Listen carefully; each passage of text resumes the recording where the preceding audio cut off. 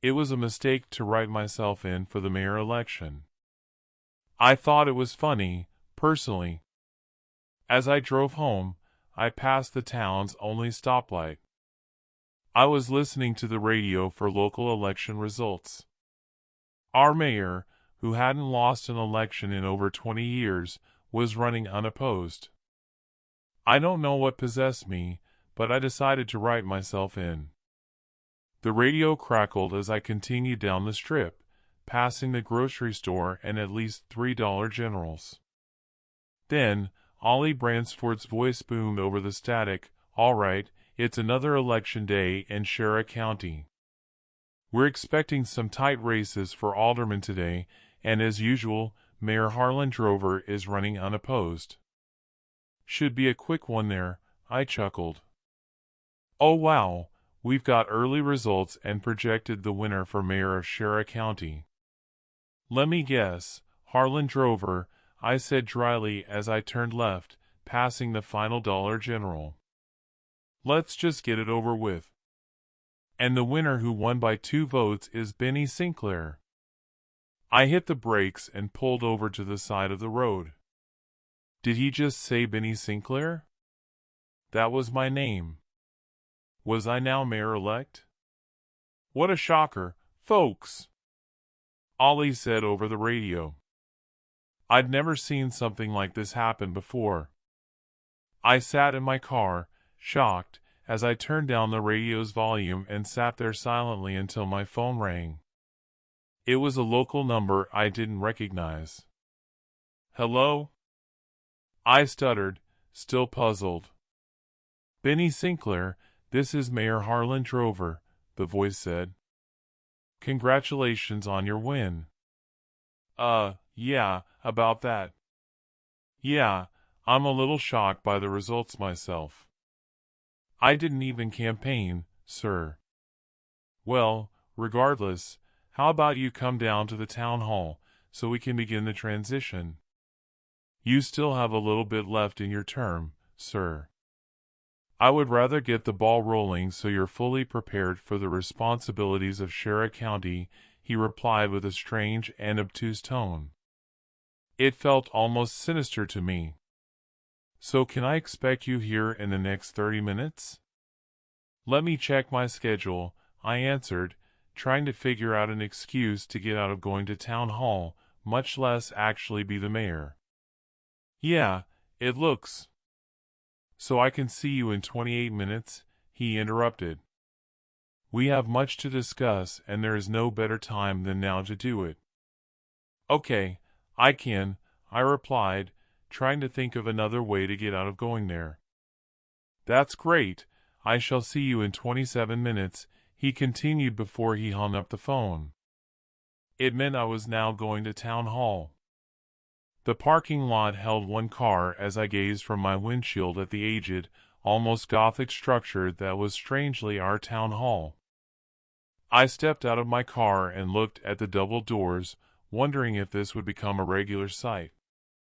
Was I really going to be the mayor? As I walked down the dimly lit hallway, its old tile a familiar sight in government buildings, I called out, "Hello?" Each step echoed through the space. A door at the end of the hall swung open loudly, and a barely visible silhouette stood in the doorway, too dark to make out. "I see you made it," the voice reverberated across the hall. It was Mayor Drover. "Hey, Mayor Drover, so I came like you asked, but I still think it's a little early to start the transition." "It's never too early." "All right, I guess," I replied as I continued to walk towards the mayor. I realized I'd never really seen him before. He was a shorter man with very deep eyes that showed signs of exhaustion. His posture was slouched as he extended his hand. "Congratulations, Mayor-elect," he replied, shaking my hand with a limp grip. As he guided me through the door to a descending staircase, he added, "So let's go over a couple of things." "Listen, I wrote myself in as a joke," I said, looking down to see the darkness deepening as we descended further. I don't think I'm mayor material. Nonsense, democracy has spoken. I won by 2 votes. Well, there were only 2 people who voted for mayor. Oh, that's kind of weird.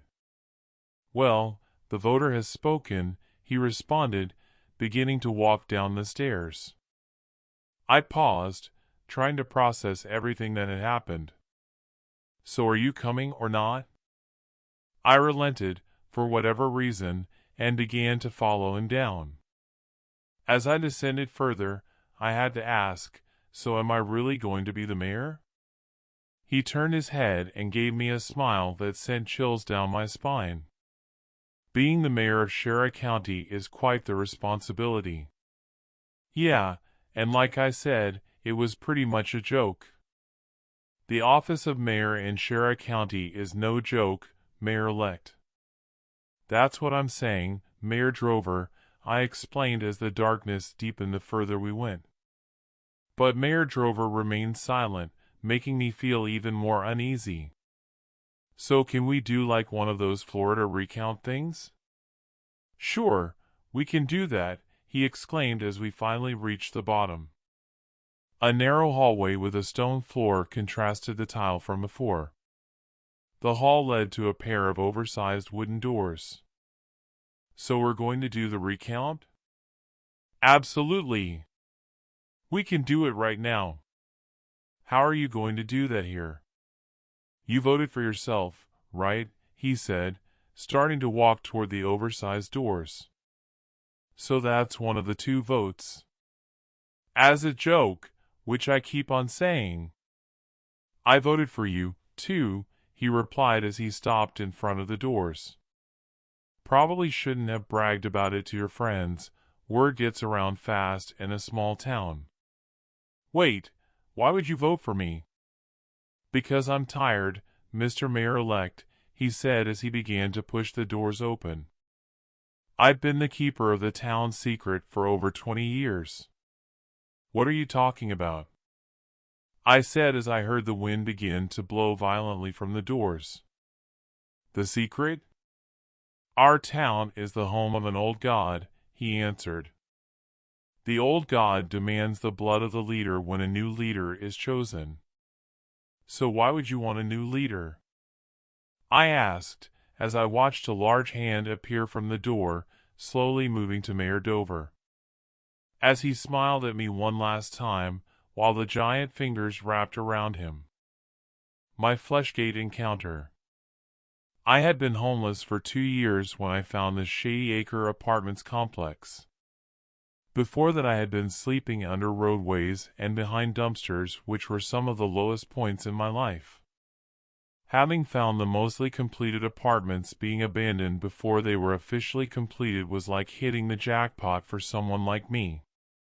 Tucked away in a cleared lot nestled against the woods on the slower part of town, the Shady Acres were a complex for newer families and lower-income individuals, but somehow it found itself never being finally completed. The walls were not painted and the flooring were not installed, but aside from the minor features, the place was practically livable. Of course the electric wasn't working alongside the water and plumbing, but as the saying goes, beggars can't be choosers. I peeked my head inside as I entered the first floor. Tools, materials, and odds and ends still laid strewn about as if someone was going to come back to finish the job or at least clean up their mess, but it appeared that no one ever did. I grabbed a sizable pipe laying on the ground just in case. Homeless people, if startled, can and will turn violent very quickly.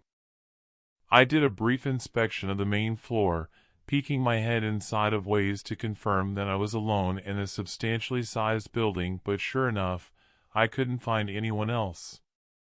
As I inspected the main floor, I found a stairway. A metal door once stood in the way but now laid on the ground. It was clear that someone damaged it with some type of tool in order to keep it open.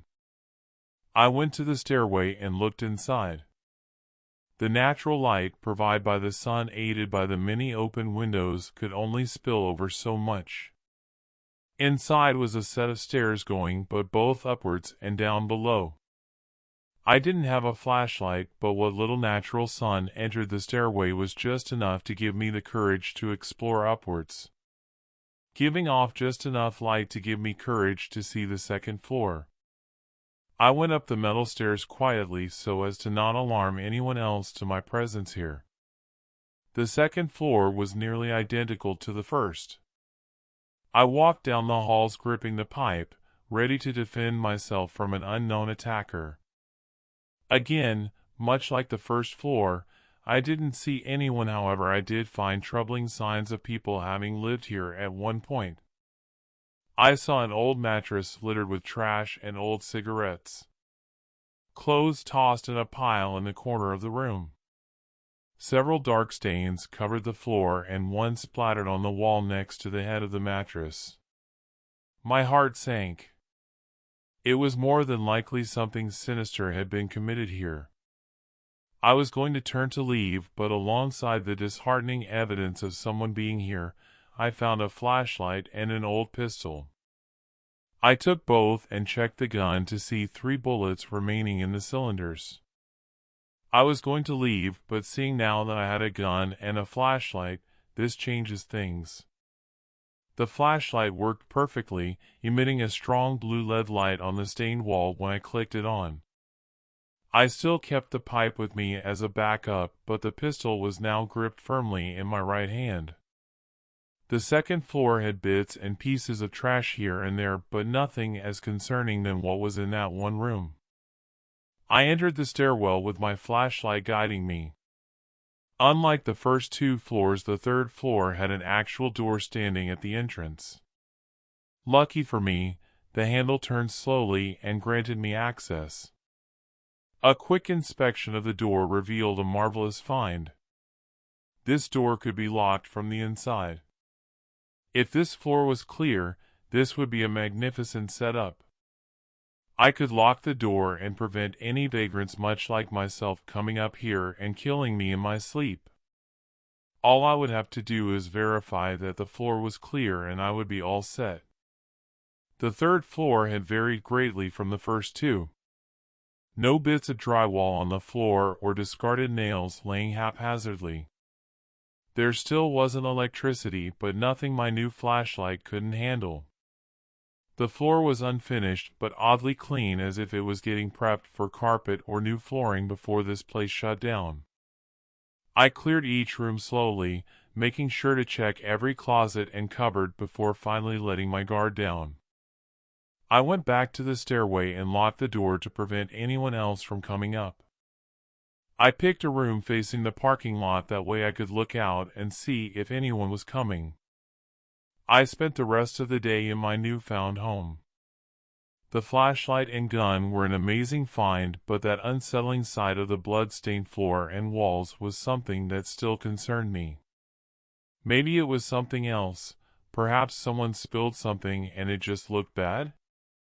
I thought to myself, trying to not freak myself out so much. The thought also crept into my mind about how I yet to inspected the basement and what horrors lurked down there. For being homeless, I was fairly paranoid.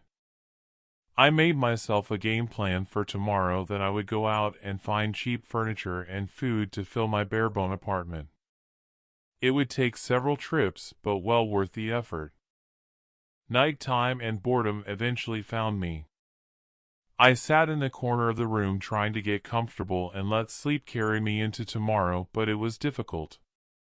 Sure enough, I managed to fall asleep, but staying asleep was another story. I woke up in the middle of the night.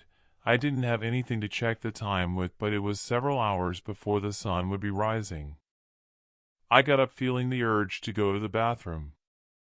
This complex didn't have running water, so I would have to go outside to relieve myself. I grabbed the gun and flashlight and walked over to the stairway and unlocked the door. I went down the 2 flights of stairs and walked out back to go to the bathroom. The back of the complex was as neglected as the complex itself. Tall weeds filled the field that stretched out to the dark trees. Moonlight was scarce and a cool chill breezed over me as I went to the bathroom. I glanced at the complex as I did my business. Anxiety had yet to find me as I was still sleepy. I could hear cars off in the distance from the nearby highway, but no animal life could be heard. It was probably too cold for them, I thought as I pulled my pants up and made my way inside. I entered the hollow shell of the first floor. Stealth was not my main concern, seeing as that sleep was my only goal. I entered the stairway, ready to ascend back up to my room of safety when I stopped. For the briefest of moments, I could have sworn I heard what sounded like mumbling down below. My flashlight was on, but I didn't dare shine it down into the basement. In fact, a moment curiosity washed over me as I turned my light off and listened in the stairway.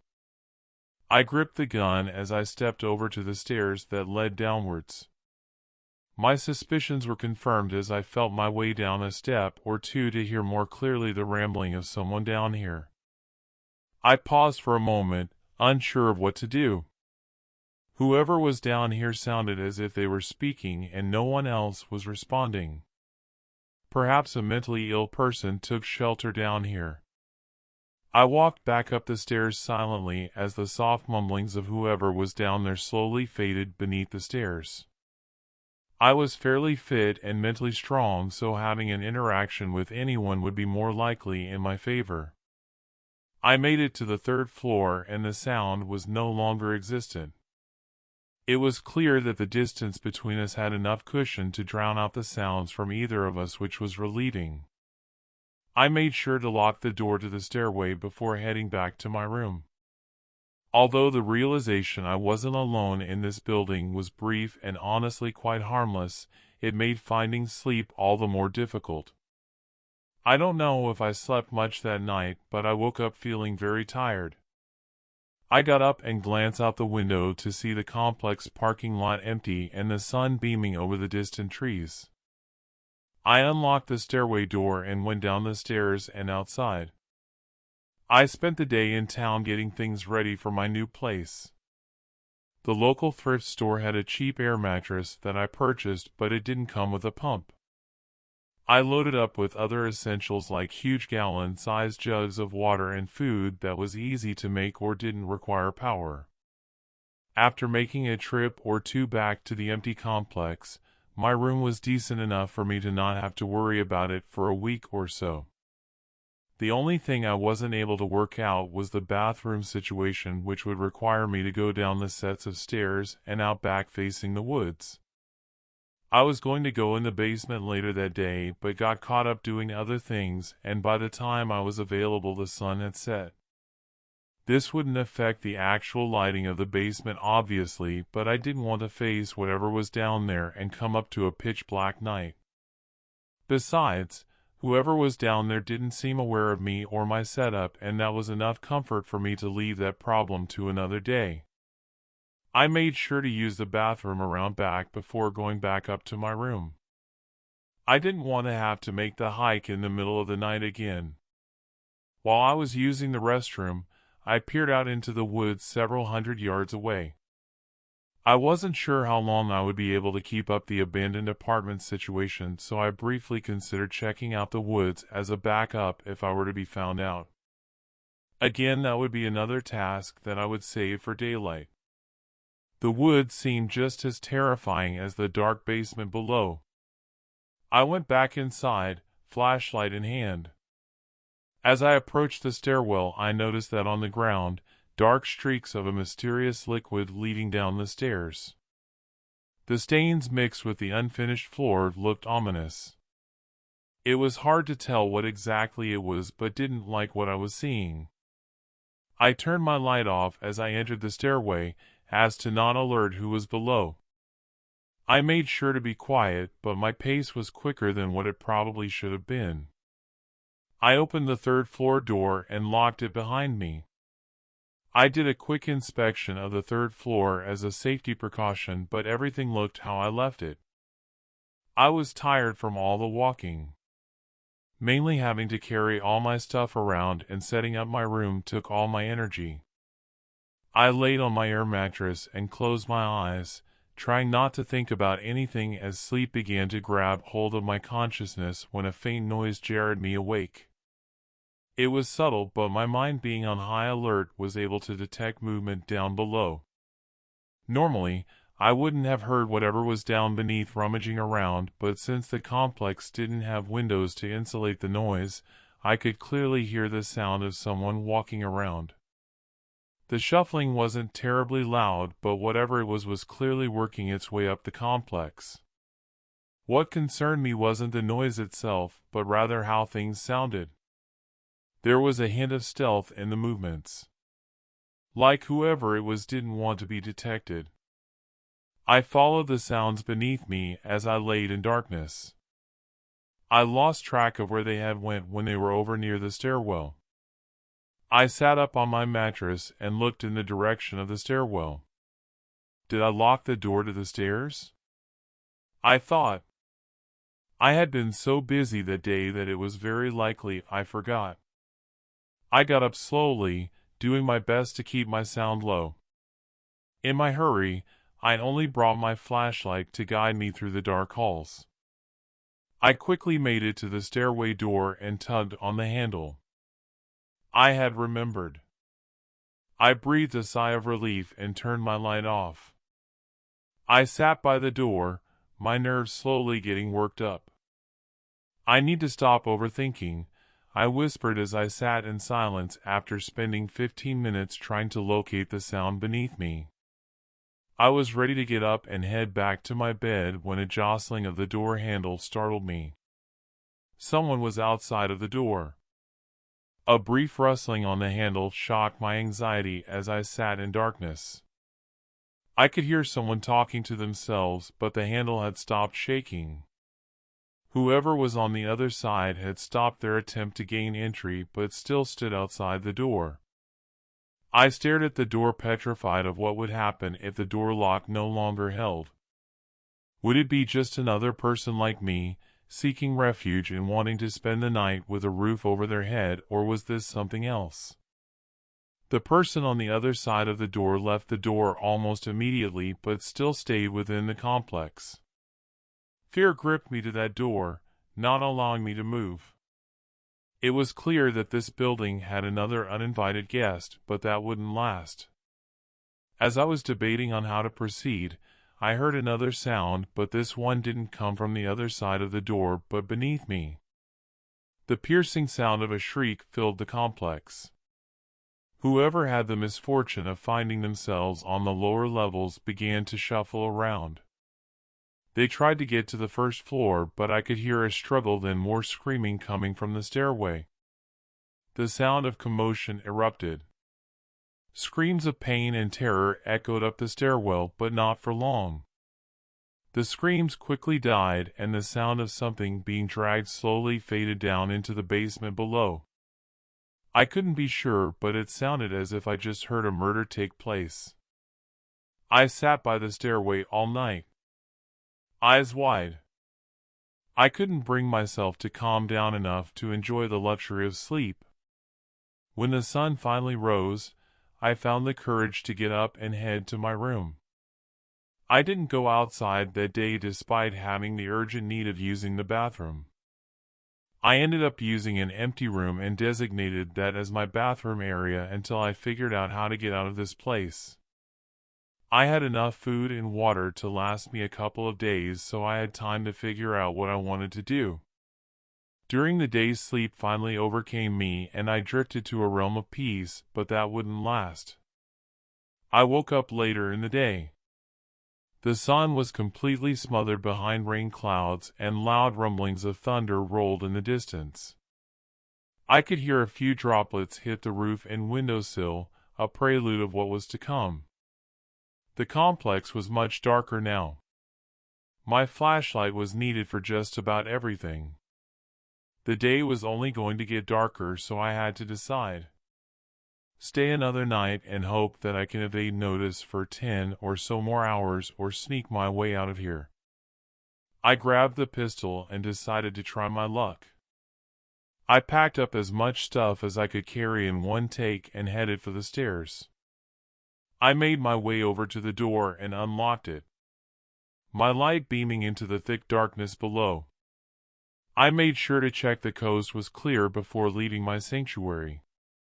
I slowly descended the stairs, doing my best to navigate the metal stairs while also keeping my noise down. I slowly completed the first flight of steps and nothing seemed out of place. On the second floor, my fears had been confirmed. I could see drag marks leading to the stairs with stains accompanying it. I wanted to check the second floor, but my nerves wouldn't allow it. The drag marks continued down the step, leaving thick stain of blood and bits and pieces of guts. This wasn't just a killing. This was a mutilation. Whoever had done this was disturbed and the last person I wanted to encounter in this dark stairway. I needed to leave. The rain had really begun to come down now. I would get soaked the second I stepped foot outside, but I had to do it. I was frustrated by those new developments since I would not be able to hear as well if something was heading towards my direction. I worked my way down to the first floor, but halfway down, my light reached something at the bottom of the stairs that stopped me cold in my tracks. Standing in the corner of the stairway next to the exit stood an absolute horrid creature, stood hunched facing the corner. My light only caught the lower half of the figure before I turned off my light, but it was enough for me to piece it together. The brief moment of horror revealed something blocking my exit. Had it not been standing, I would have that it was rotted corpse. Flesh peeled from what limbs I could see, and bone appeared to jet out of the lower spine. I didn't get to see the rest of it, and am kind of glad I didn't. I held my breath as my heart began to race. I was immersed in darkness with whatever this thing was about a dozen or so feet away from me. Rain and thunder continued outside now, thankfully concealing my sound. I couldn't see anything, but what little I could hear, it didn't sound like it had moved. I stood petrified on the stairs, knowing fully well I wasn't going to make it out of here this way, at least in one piece. In moments like this, you don't really think clearly. You could only think of survival and nothing else. I had never seen anything like this before. I wasn't sure what kind of gun I had or if it would even affect this creature in any meaningful way, but I wasn't going to test it. I began to backstep up the stairs awkwardly. My hands were full, and my heavy pack made the unnatural backpedaling even more difficult. I went for another step back when my shoe didn't clear the step and I fell backwards. Out of reaction, I dropped my gun and flashlight to brace myself, reaching out for non-existent handle rails to catch my fall. The thud of the heavy flashlight on the metal stairs clamored loudly as it fell down the stairs, echoing in the stairwell. I gasped. A shock of anxiety and dread flooded my system. Without a doubt, I had gained the attention of whatever lurked just beneath me. I dropped my backpack to lighten my load and felt around for the gun. Shrieks filled the complex. As an odd twist of event, it would appear that I had startled whatever was down there. I could hear shuffling beneath me. Its attention focused briefly on the flashlight that came to a stop, buying me precious time to find my only weapon to defend myself. I felt around, my hands patting the ground, feeling the still wet stains of the drag marks from earlier. I was so focused on finding the gun I hadn't noticed the creature was no longer interested in the flashlight and had begun ascending the stairs. Finally, I felt something solid and gripped it tightly. It took me a few moments to orient myself with the weapon, but before I could, I was tackled on the ground. Immediately, I felt sharp pain in my side as I was now being attacked. I could feel claws begin to slash on my outer coat and heavy pressure on my chest. I pressed the barrel in the direction I heard shrieking and felt something solid. I pulled the trigger 3 times and my hand knocked back from the power. The gun bursts briefly illuminated the area, and flashes of images haunted my vision. I could briefly see in those very few moments what appeared to be a decomposing demon. It was so quick and I was in so much pain that I wasn't able to process everything right then. The pressure relieved off my chest as it seemed I had injured my attacker. However, I still heard movement squirming around on the ground and loud horrifying screams. I left the gun and my backpack with stuff and ran past the sounds of shuffling. I went to the stairs and went as quickly as I could without falling in the dark. The pain in my side seemed to disappear as adrenaline began to pump into my system.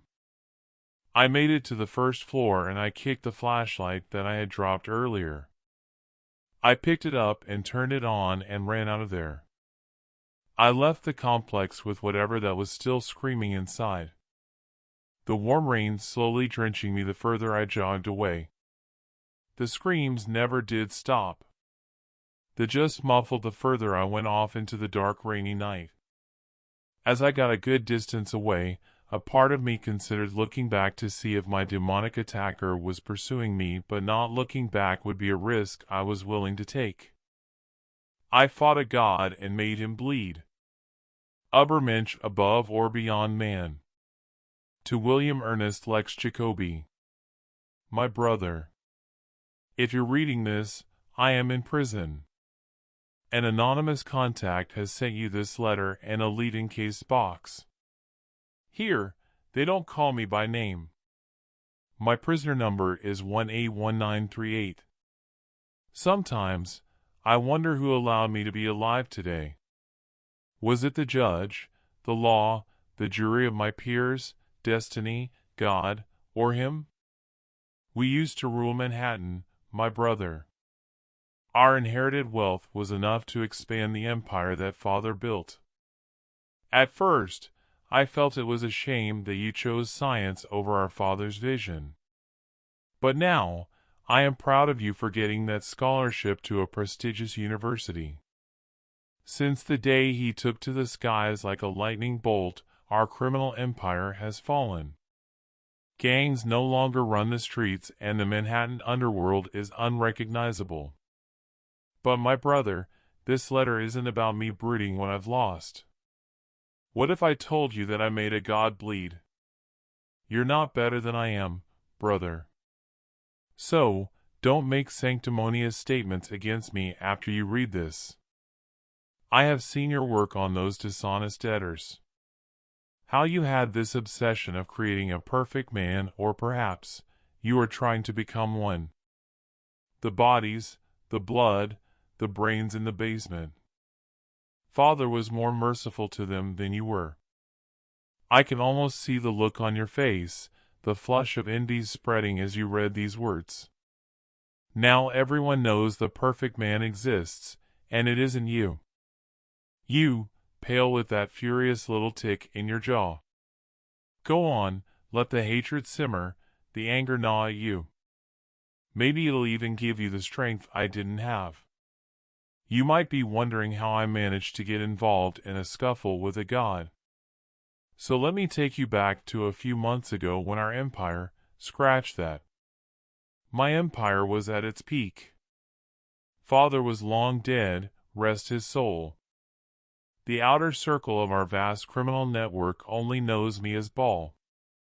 I fashioned myself after the Canaanite god, exuding a sense of power and a little bit of flamboyance. Because who could judge us? Who could stop us? There was this journalist. I couldn't remember her name. Was it Lori?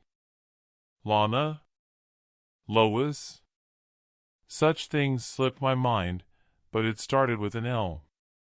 So let's say, Miss L. She was incessant and annoying. The police on my payroll tried to pay her off to look the other way. But she refused. She went around digging where she shouldn't be. She wanted to be a hero who would expose Manhattan for the crime-ridden city it is. She knows this clean city is putting up a facade. So I planned to kidnap her. She was attending a gala hosted by her workplace. For a woman as beautiful and feisty as Miss L, she was quite the loner. So, I had my men approach her and invite her to the car. We pulled out our knives in a subtle manner for extra persuasion. A nerdy, milquetoast man came close to spotting us. He said we were making the woman uncomfortable. I put my arm over his shoulder and told him I would buy him coffee for a talk. He took the bait, and my men took Miss L for a ride. It was a short talk for that nerd. He refused my 50 grand offer to avoid trouble, but Miss L had already left him. I took another car and went back home. Miss L had been waiting for me in the basement, tied up and surrounded by my men like a feast of pigs. I gave her one last offer, but she spat in my face and refused. So, I wanted to make an example of her. You were not around then, my brother. So, forgive me for rummaging through your laboratory. One of the oddities I found was a green scalpel. I could have picked a jackknife or any ordinary blade. But, I picked your favorite scalpel. I saw you cut through bones with it. Perfect! As I was about to carve the fucking reporter like a pumpkin, he came. He stood above me at the top of the stairs, Vasily's limp body dangling from his grip. Vasily, a 6-foot mountain man of fat and muscle, hung like a ragdoll, utterly helpless in the hands of this Übermensch. My men didn't hesitate, rifles snapped to shoulders, pistols aimed. There was gunfire. He just stood there as the bullets bounced off him like harmless raindrops. Then this demon, draped in shadow, laughed. He laughed, my brother, mocking me and my men. Then his eyes flared. A deep crimson glow, like something straight from hell. Our guns melted like slag, and we had to throw them away lest we burn our palms. The hiss and smell of burning metal filled the air as I stumbled back, bolting toward your laboratory.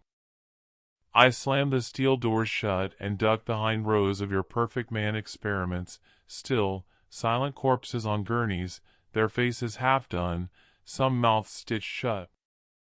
The air reeked of formaldehyde and something else, something rotten. You were never merciful, brother, I see that now, surrounded by the remnants of your work. I heard muffled screams through the door as he made his way with my men. For a heartbeat, silence. Metal screeched as he tore through 500 pounds of bulletproof steel. The door buckled like cardboard, and there he was. His demon eyes pierced through me, burning red hot. He wasn't here to speak, he was here to end me. Weapons, yes, I thought to myself. My hand shot out, finding a lever on the wall, hoping for a weapon, anything. I yanked it down and the lights cut out. The room was black, except for those relentless, crimson eyes. A surge of electricity flowed through the morgue. Then, there were sounds of stone scraping against flesh. I awakened your perfect men. I heard the groans and mumbles of men supposed to be dead. Only the faint shuffle of feet and low, guttural groans grew louder as they closed in. The Übermensch was silent and still, a predator waiting. His glowing eyes were the only pinpoints of light. His eyes seared through the blackness in a brutal crimson flare, just as the first perfect man lunged, fists swinging like hammers. Darkness closed again. Just shuffles and heavy breaths, until, flash! The Übermensch's eyes lit up, fire flickering against clenched teeth and bone. They struck, shadows battering shadows, every blow shaking the walls. The Übermensch twisted and dodged, but a punch caught his shoulder. It sent him skidding back. Another perfect man charged, tackling him like a freight train. They crashed to the concrete floor and rolled in the dark. The perfect men's fingers clawed at the Übermensch's throat. Their hands, straining with monstrous strength, tried to choke him. Flash! His eyes blazed again, shooting searing red fire across the room. The perfect man choking the Übermensch staggered back, smoke rising from his face. Yet, he lunged forward, refusing to relent. Two others joined, attacking in tandem. The Übermensch swung his arm like they were made of steel. It cracked their undead ribs and flung one into the wall. But the others surged on, clawing and punching, using their bodies as weapons. The darkness swallowed them whole again, leaving only grunts and the clash of fists. The room lit up with another fiery flash as the Übermensch's eyes ignited, and he released a burst of red flame. The perfect men twisted, some catching fire. One swung through the flames, his fist hitting the Übermensch's jaw. The impact echoed. For the first time, the Übermensch staggered, surprised but not in pain. He snarled, grabbing the attacker by the head and twisting sharply. But as that perfect man fell, another one grabbed the Übermensch's arm, twisting it backward. Another slammed into his ribs with enough force to crack a stone. They fought like cornered beasts. Relentless and mindless, they were driven only by whatever spark of life animated them.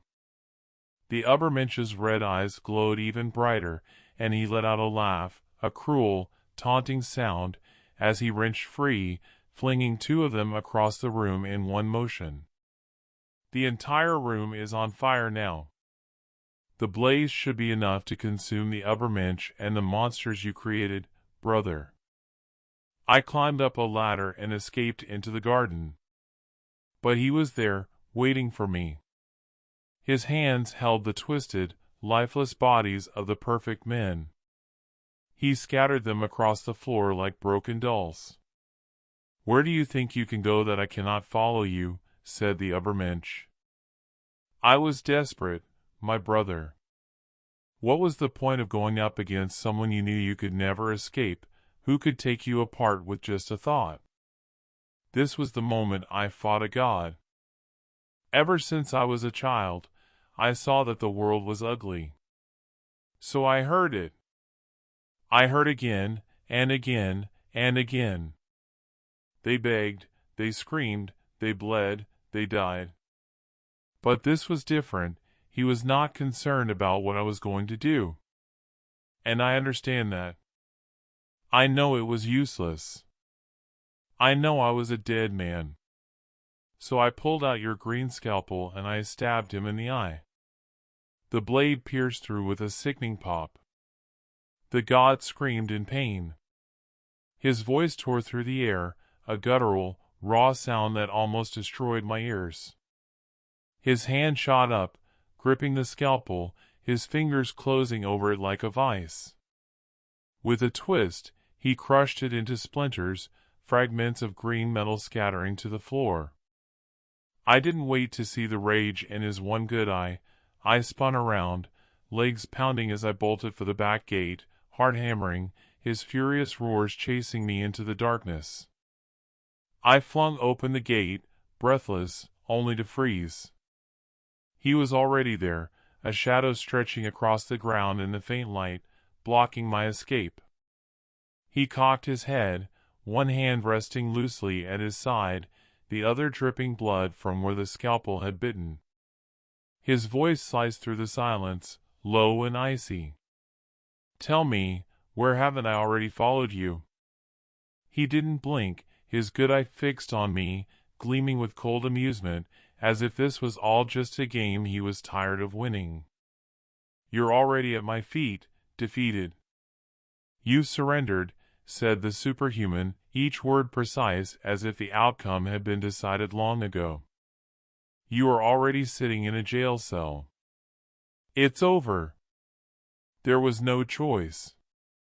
I knelt, not because I wanted mercy, but because I knew he had no mercy left to give. I waited for him to end it. But this God showed mercy after all. And so here I am, locked in this prison, watching as my empire burns to ashes outside these walls.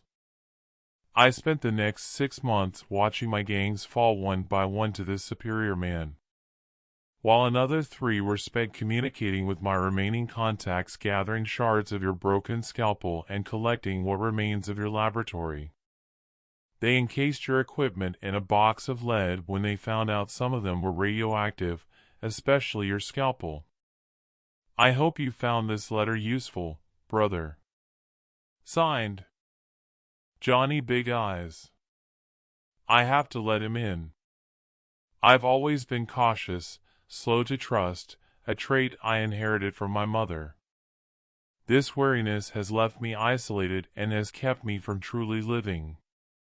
For 6, maybe 7 years, I've lived alone on what used to be my parents' property. It's hard to keep track, time blurs when your life is confined to isolation. My days consisted of working 9 to 5 in my home office, staring at spreadsheets, scanning documents, and firing off emails. The replies came in, but it was impossible to discern if they were from real people or just machines. Everything felt cold, mechanical, and disconnected. Besides the occasional delivery driver, no one ever came to my door. That was, until he knocked. I remember exactly what I was wearing, only because of how his eyes slowly dragged over me when I opened the door. Hello! My name is Johnny Big Eyes. He towered over my 5 feet 5 inches frame, at least a foot taller, standing perfectly straight in his tailored black suit. But it was his eyes, large, unsettlingly large, like something you'd see on a porcelain doll, that held me captive. Oddly, I found them beautiful. That's a lovely dress, he said, his movements deliberate, almost rehearsed. His hand rose to his chest before extending toward me, a gesture like a man at some formal ball, introducing himself with a flourish. Did you say, Johnny Big Eyes? He broke into a laugh, a deep, booming sound that vibrated through the air. His head tipped back, yet the rest of him remained eerily still. It was a strange laugh, like a bizarre mix between Santa Claus and a WWE wrestler, the kind of laugh that forced a smile out of me, despite the unease that curled in my gut. Then, as abruptly as it had begun, the laughter stopped. His head snapped back down to meet my gaze, and he raised a long, strong finger to his eyelid, pointing at the very thing that made his name so unforgettable. Some names just stick. Without changing the position of his hand, he moved his finger from his face and pointed it toward me, clearly waiting for my name in return. I'm Jin. Jin! What a lovely name for such a lovely evening. His head tilted in a strange, almost cartoonish way as he leaned closer. May I come inside? I froze. It was so forward, so bold, and I wasn't used to that. It's getting late. No, sorry, not tonight. For a split second, his face twisted into a deep frown, his brow furrowed sharply, drawing attention to those unnaturally large, pale blue eyes. But just as quickly, the expression vanished, replaced by that same warm, almost innocent look he had when I first opened the door. Not tonight, he said back to himself. Without breaking eye contact, he bowed, one arm across his chest, the other behind his back, then turned on his heel. His limbs moved stiffly, joints barely bending, as he walked away with unnervingly long, rigid strides. What the fuck? I whispered to myself in a soft soliloquy as I shut and locked my door. About a week later, I heard another knock. My front door had tall, narrow windows on either side, clouded glass, opaque enough to obscure details but transparent enough to let the light in. From the shadow that stretched across that fogged glass, I knew instantly it was him. Johnny Big Eyes. "Good evening, Jen." His voice carried through the door in a cheerful, neighborly tone. I watched his gangly arms wave slowly through the glass. "Oh, it is a beautiful night. Not a cloud in the sky." I stood 5 feet back from my locked door, heart racing. The last rays of the setting sun streamed through the windows, casting long, distorted shadows on the floor. His silhouette stretched with the light, unnaturally elongated and warped. "I know you are there, Jen." His voice softened, but the way it cut through the door sent a shiver down my spine. "I know how lonely you are." I felt my skin go cold as I took an unsteady step backward. "Just let me in, Jen. I can change everything. For the better." His voice lowered, dripping with something darker. "You miss your mom, don't you? Your dad? No one to grieve with." His words sharpened, a bitter edge seeping into every syllable. "Just so fucking lonely." His anger seethed through the walls. I couldn't see him, but in my mind, I imagined his pale blue eyes, wide and furious. My feet felt rooted to the floor, my eyes locked onto the door, waiting for whatever would come next. Then, bang. A single, violent slam of his fist rang against the door. The sound made me jump, and a startled yelp escaped my throat. But just like that, he was gone. After that, I called the police. I simply told them that a large man had been coming to my door, tormenting me. About an hour later, 2 deputies arrived, slower than I would have liked, but that was life when I lived in the middle of nowhere.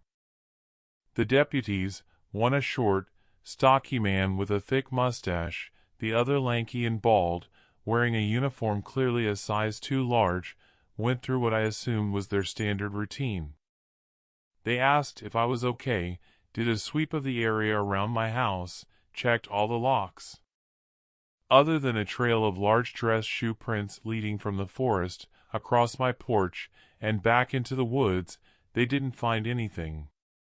"If he comes back, call 911, the mustached one said casually.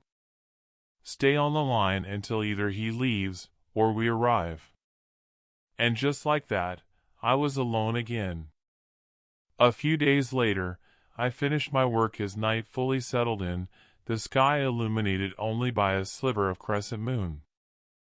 I went about my usual routine, saved my work documents, threw a frozen meal into the microwave, and changed into my comfy clothes. The house felt unnervingly still. I sat down in my living room, where a small love seat faced the TV, flanked by 2 large square windows. Beyond them, the faint outline of the tree line loomed in the darkness. I turned on the TV, then walked over to flip the light switch by the entrance of the room. The moment I hit the switch, the TV flickered off, and the room was swallowed by darkness. Then I saw him, a lanky silhouette at the edge of the trees, barely illuminated by the faint moonlight. His shoulders heaved up and down in a strange, almost childlike excitement, his body swaying with each heavy breath. My heart raced. I edged closer to the window, my fingers fumbled to dial 911, but all I received was static in response. I looked up from my phone, and that's when he started sprinting, full speed, toward my window.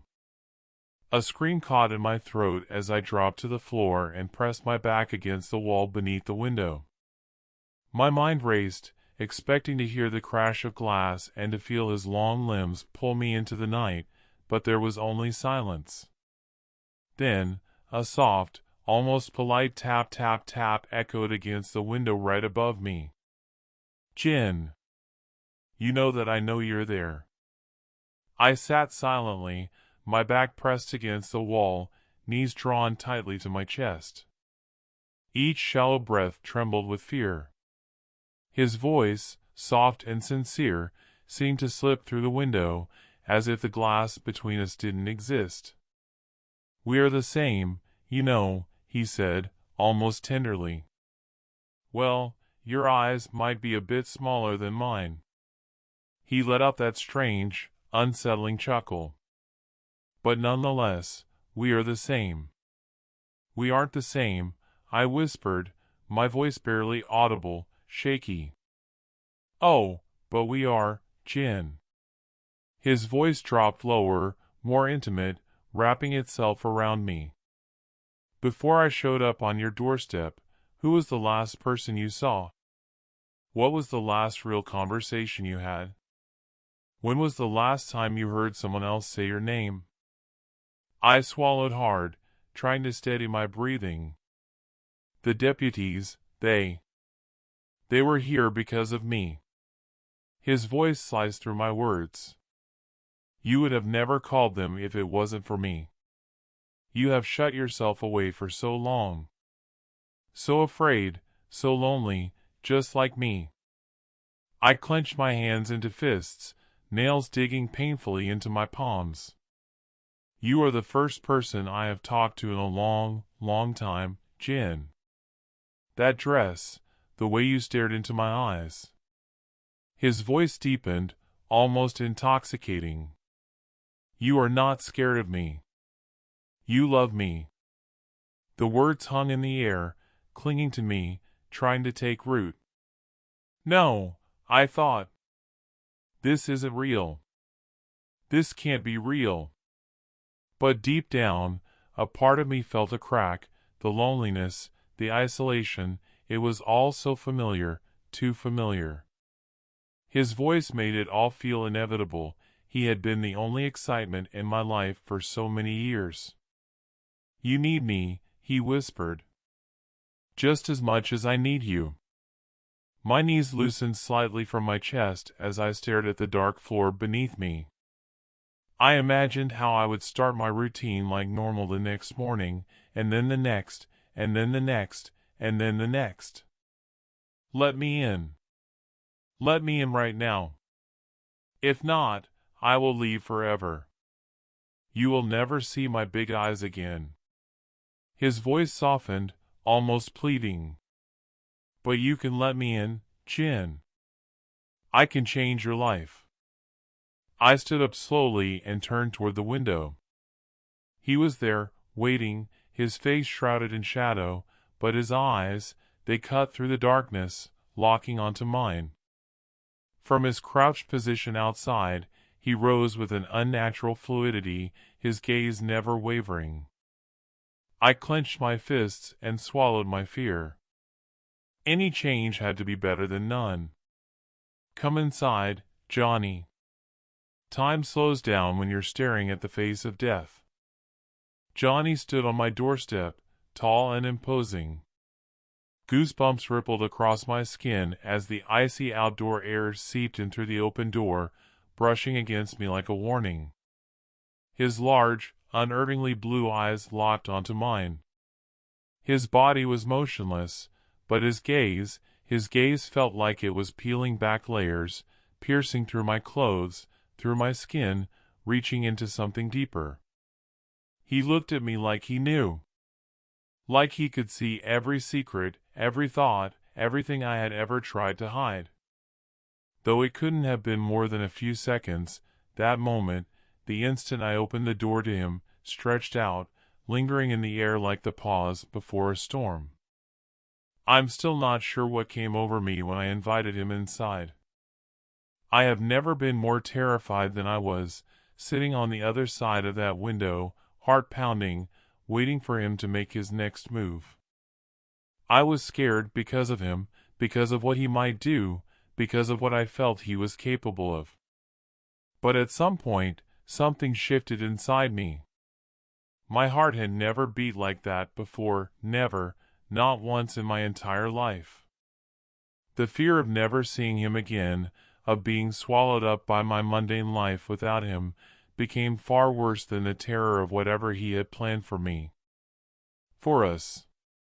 Good evening, Jen. Without hesitation, he walked past me through the doorway, his movements smooth yet deliberate. He passed the stairs that led to the second floor, flicking a light switch before continuing into my kitchen. I heard the click of my kettle being turned on as I stood there, dumbfounded. The layout of my house was strange. The light switch for the kitchen was almost 5 feet away from the entrance, and I would constantly forget to flick it on. But Johnny, it was like he already knew the place perfectly. After a moment, I collected myself and walked into the kitchen. And there he was, stationed at the counter, his long limbs awkwardly towering over it. He reached up and pulled 2 mugs from the top shelf, a shelf I could barely reach without a step ladder, yet he did it with ease, not even lifting his heels off the ground. He was making tea. My favorite tea. For a fleeting moment, I felt almost charmed. Then my eyes drifted to the open blinds on the kitchen window, the one directly above the kettle. My stomach twisted, and a cold shiver ran through me. He had been watching me. Studying me. How do you know what tea I like? I asked as I stood in the entrance to the kitchen. I know many things, he said as his gaze shifted from the counter to meet mine. You will come to find that I'm very observant. He didn't break eye contact as he poured the boiling water into the mugs. The steam rose between us, twisting and curling in the dim kitchen light, brushing against the pale white skin of his hands. Thank you, I stammered, my throat dry. He lifted his mug to his lips and drank the boiling water in one loud gulp. The tea bag had barely had time to steep, but he downed it in an instant. Steam rose from his mouth as he set the mug down with force. Anything for you. He stepped toward me, his movements slow, deliberate. He handed me my steaming cup of tea and his fingers brushed against mine. They were cold despite the heat of the mug. Drink up. And with that, he walked past me, disappearing into the darkened house. I stood frozen in the kitchen, staring at the mug in my hands, my mind racing. I couldn't bring myself to drink it. Something about the way he looked at me, the way he moved, it felt wrong, like he was putting on a performance just for me. There was something twisted in the way he seemed to pretend to care, his words and actions so perfectly orchestrated. That night, I didn't see him again. Not fully, at least. I lay in bed with the lamp on beside me. There was no way I would sleep in the dark that night. Every little noise made me jump, each creak and groan of the house sounded like footsteps. I tossed and turned, wondering where Johnny might be, or if he was even still in the house. And then, I saw them. 2 large, glistening eyes peeked out from behind the narrow crack of my closet door. They were barely visible, positioned low to the ground, and illuminated only by the soft glow of the lamp. They blinked slowly, wide and brimming with some kind of dark excitement. I didn't sleep that night, and neither did Johnny. In the days that followed, life took on a strange semblance of normalcy. Sleeping became somewhat easier as the days passed. I never saw Johnny sleep, most nights I didn't see him at all. But there were always signs of him. Sometimes I'd wake to find the lamp I left unturned off, or my comforter folded back, exposing the bottoms of my legs, or a strange, rotten pumpkin smell lingering on my fingertips. I started to notice little things around the house too. My laundry would be freshly washed and folded, dishes would be cleaned and put away, and the curtains over the bathroom window were always open, no matter how many times I closed them. I still work my usual hours, 9 to 5, Monday through Friday, in my small, windowless office. Shadows would pass beneath the door, small ones, like feet, and sometimes a larger shape, like someone crouching, peering under. But every time I opened the door, there was nothing. This went on for weeks. Johnny would appear suddenly, his voice low and almost affectionate, whispering compliments before disappearing into a dark corner. Chores I planned were always done before I could do them. My favorite clothes laid out for me each day. Family pictures, photo albums, pieces of my life began to vanish. Johnny was an eerie, strangely helpful presence in my home. But then, something changed. He stopped sneaking around. I woke up to the warmth of his breath against my neck. I shot upright, my heart pounded, and my fingertips tingled as adrenaline surged through me. The room was dark, the air sharp and cold. A window I knew I hadn't left open was now letting in the harsh fall breeze. I reached for the lamp on my bedside table, but it wouldn't turn on. Panic clawed at my chest as I swung my legs out of bed, the cold hardwood biting the soles of my feet. The second floor of my house was a long hallway, my bedroom at one end, the bathroom at the other, with guest rooms and closets in between. Slowly, I creaked my door open and peered into the dark, icy hallway. The whole house felt frozen, every window was open, and the wind howled as it swept through the house. I flipped the hallway light switch, but nothing happened. I made my way down the dark hallway and shut each window as I passed.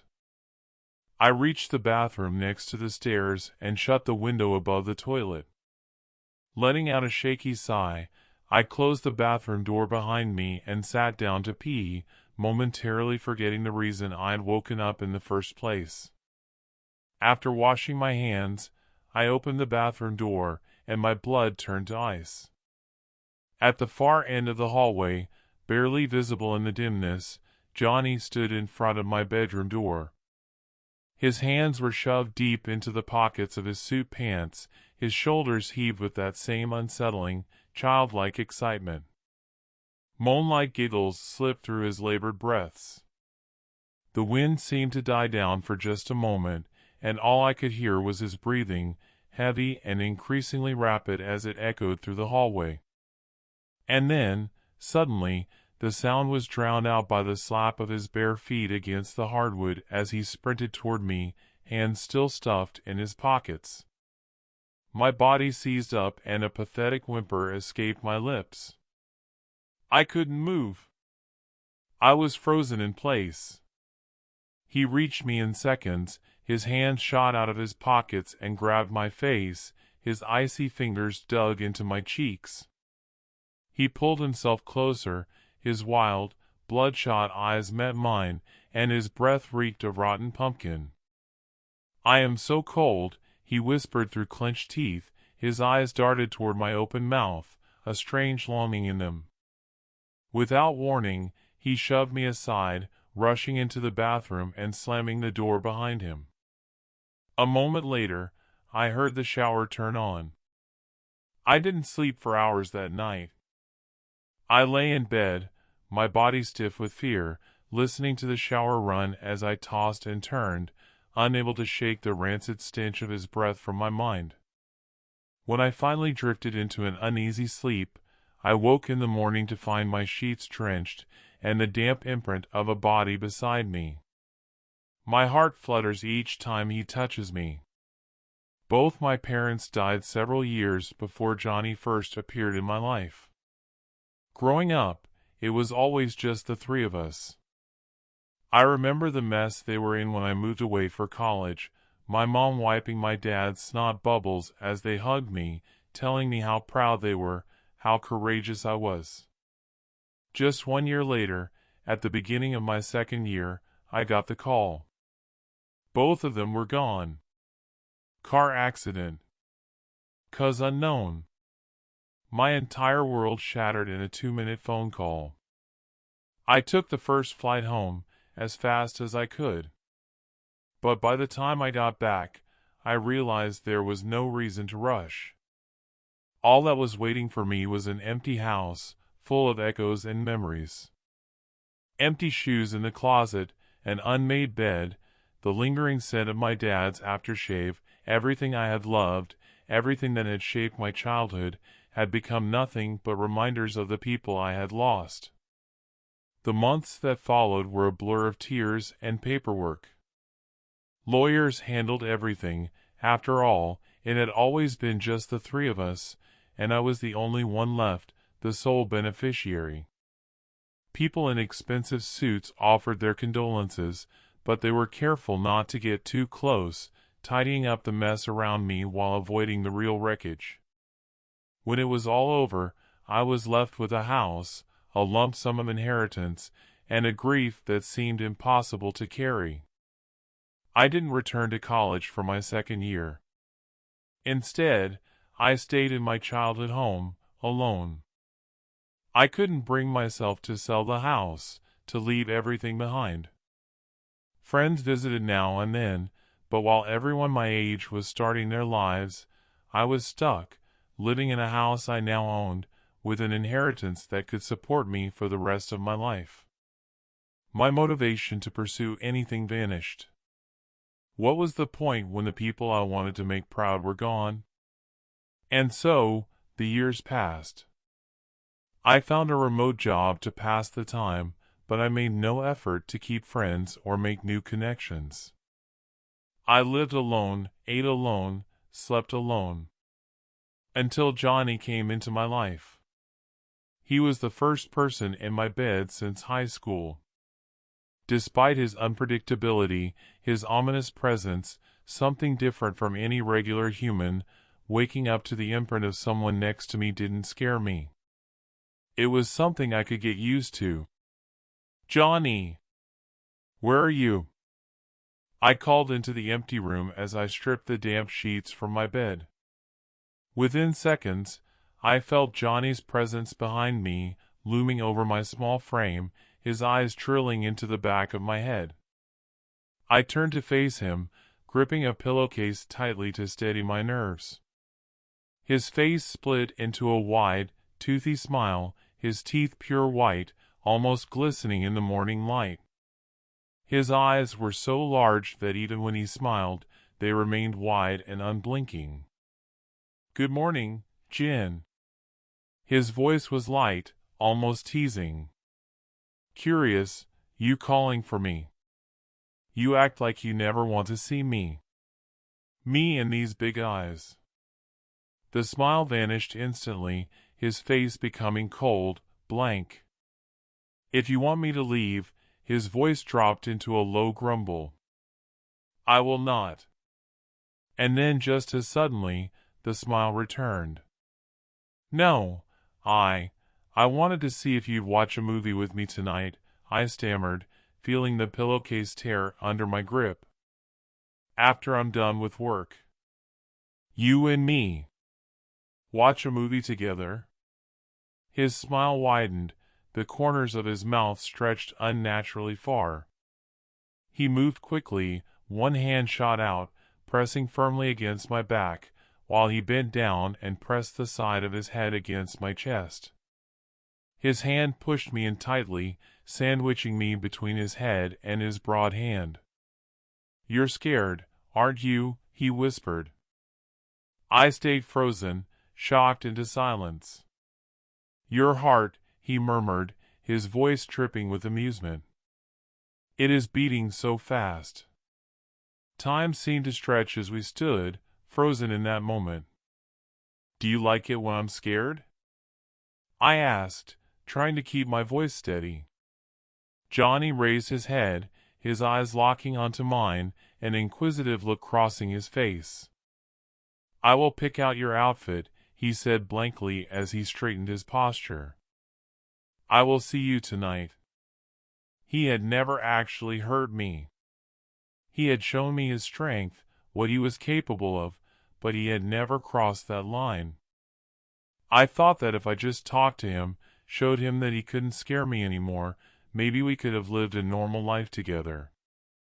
But a normal life wasn't what he had planned for us. After I finished work that day, I returned to my room. My yellow and white polka dot sundress lay there neatly on my bed, the same dress I had worn the day Johnny first knocked on my door. I made my way downstairs, finding the living room empty. I sat on the couch, scrolling through Netflix. I had no idea what kind of movie Johnny might like, or if he had even ever seen a movie. Suddenly, I heard the distinct click of the light switch. The living room plunged into darkness, save for the faint glow of the TV. I whipped my head around, disoriented, looking toward where the switch was. But when I turned back, Johnny was already there, sitting on the couch beside me. He sat in an upright fetal position, his long legs pressed against his chest, like a nervous child. His gaze was locked on the TV. What kind of movies do you like?" I asked, my voice barely steady. His gaze snapped from the TV to me, eyes wide and filled with that unsettling excitement. In an instant, he jumped from his crouched position, moving toward me on all fours, crawling across the cushions. Even hunched over, he towered above me. I pulled my legs up, pressing myself into the back corner of the couch, trying to make myself smaller. Johnny hovered over me, his face just inches away, his eyes fixed on mine.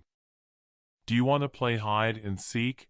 he asked, his voice low, filled with excitement. "I will be it," he added playfully. "If I can't find you in 1 hour, you win. If I can find you, I win." I sank deeper into the cushion, trying to put more distance between us. What about the movie?" I stammered.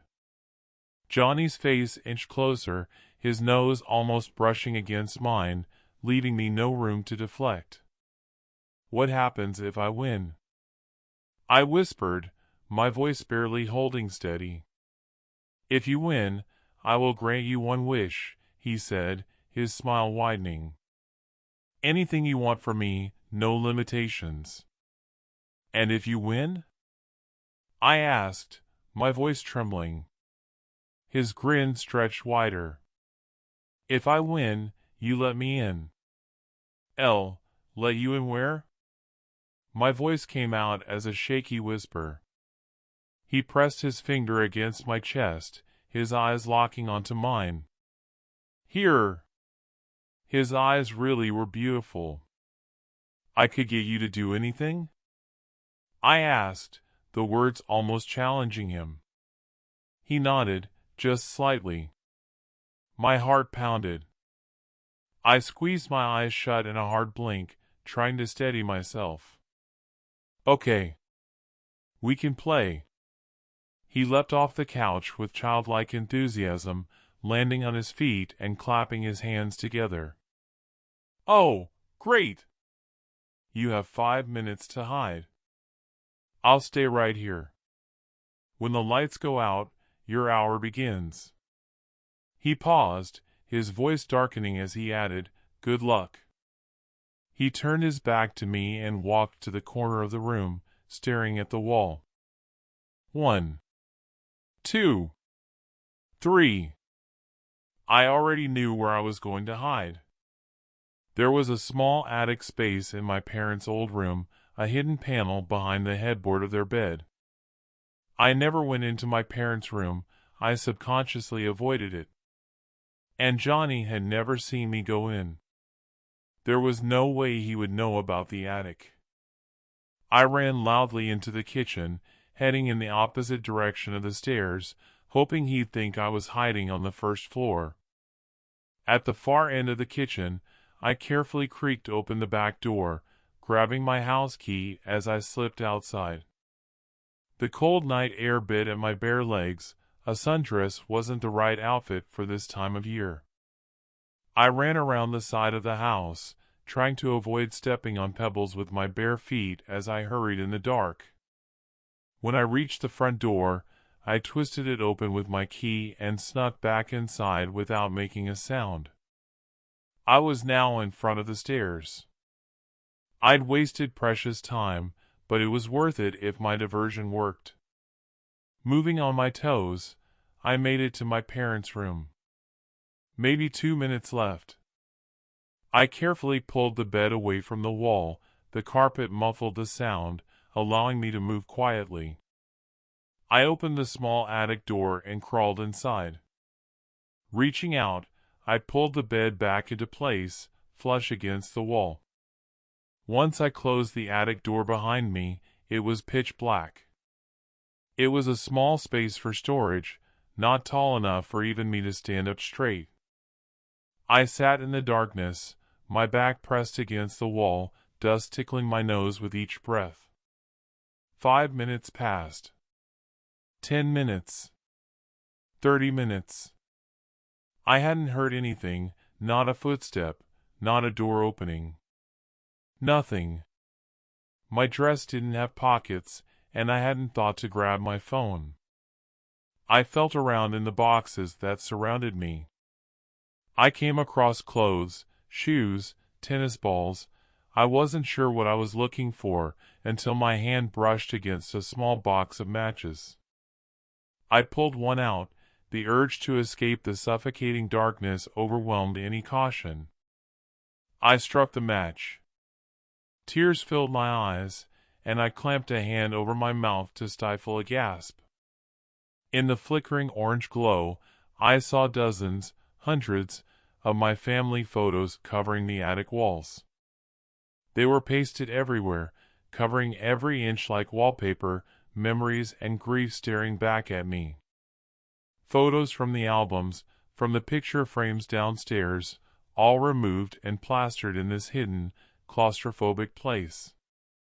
My eyes scanned the walls, my gaze moving over picture after picture, my throat tightening until I couldn't hold it back anymore. A scream tore through me, echoing in the tiny space. He was in here with me. In a corner of the attic, his body bending unnaturally to fit against the ceiling, was Johnny Big Eyes. His lips cracked and stretched into a grotesque smile. His wild, bloodshot eyes bored down into mine. The match burned out. The room plunged back into darkness, and suddenly the stench of rotten pumpkin filled the space. I barely had time to react before my body was slammed to the ground. His large, strong hands pinned my shoulders, and I felt his weight as he mounted on top of me. I'm going to crawl inside of you now. Cold fingers plunged into my mouth. I thrashed and screamed, my voice muffled by his hand. My eyes bulged as he pushed deeper, my gag reflex choking against his intrusion. His breathing grew louder, more erratic. I tried to bite down, but all I tasted was the rancid, putrid flavor of decay. His fingers began to change, splitting and spreading like roots, burrowing into the lining of my throat. His breathing escalated, breaking into disjointed rhythms, like the voices of many people overlapping in a twisted harmony. I fought, my body convulsing, trying to throw him off, but my strength waned. He forced his arm deeper, up to the elbow, down my throat. My legs went slack, my shoulders fell limp. He gripped my upper jaw, his fingers curled around my teeth and pulled my mouth wider. He pressed his head to his shoulder, preparing to force it inside. I felt the roots growing, spreading through my chest. And just before I lost consciousness, I heard them, dozens of voices, children, men, women, all speaking as one. You have to let him in. The buzz of my air conditioner drives me crazy.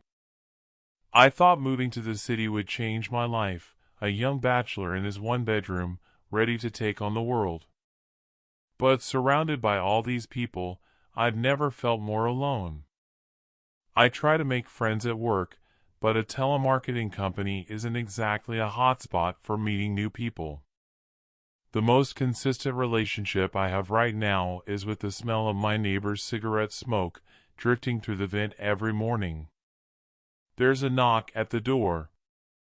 A woman. I quickly run a hand through my hair, trying to smooth it, adjusting the collar of my shirt as I pull the door open. She's tall. Taller than me. And her eyes, they're enormous, unnaturally so, like the eyes of a porcelain doll. She's wearing a polka-dot sundress, and there's a scent coming off her, something like a fresh pumpkin patch. Hello!